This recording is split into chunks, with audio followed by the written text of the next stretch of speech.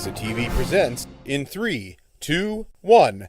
Dateline Schools with your host, Terry Harrington. All this week at Dateline Schools, we're visiting Algonac High School and learning about the Care Bag Movement, a local project started by students here at Algonac High School. And tell us all about it, this year's organizer is student Jacob Netter. And Jacob, any idea how many kids you've been able to help through this program over the last couple of years? Well, in St. Clair and Sanilac counties, there's over 300 kids per year that enter the foster care system. And through our efforts here, we were able to provide at least a care bag for each of them. So. That's quite a few kids, and I guess we didn't really realize how many kids enter the foster care system here locally. No, not at all, and that was again the big thing that I learned, because I had no idea that this kind of problem existed. And now looking at watching the students do their work, obviously it's not just a project that's just school-oriented. The community's got to be a big help to you too, right? Absolutely, and I would like to thank all of our local donors, especially the Algonac Church of Christ, who most of the women on the board with me, they're from the Algonac Church of Christ, and they've just been a huge support to us. And it's not just them; it's also local businesses that have provided the donations, local grant groups that have given us the grants and everything. It's a really big community effort, and just the community has been really great about this. And you were telling me earlier too that it's not just kids from your buildings helping, but some other students around the county's help too. Oh, absolutely.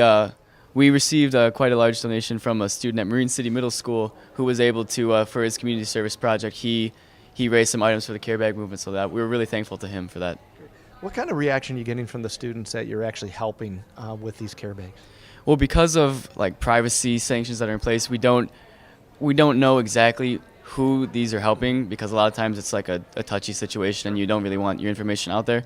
But I have talked to the president last year. Actually, he's going to Oakland University, and there he met a girl who got a care bag, and it really, really touched her, and she used it as a pillowcase to this day. So it has a lasting effect. It doesn't get any better than that, does it? No.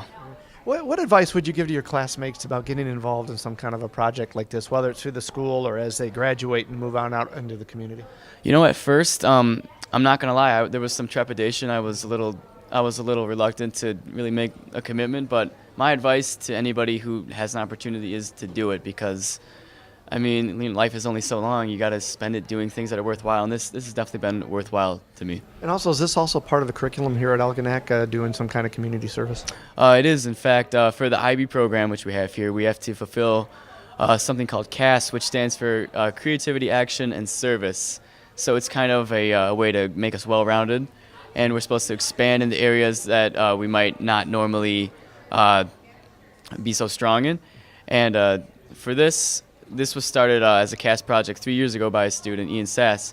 And it started off as creativity because he was sewing the bags, but it actually expanded into that service aspect, and now it's become primarily a service organization, and that has really fulfilled our obligation for the CAS at Algonac. More tomorrow. For Dateline Schools, I'm Terry Harrington.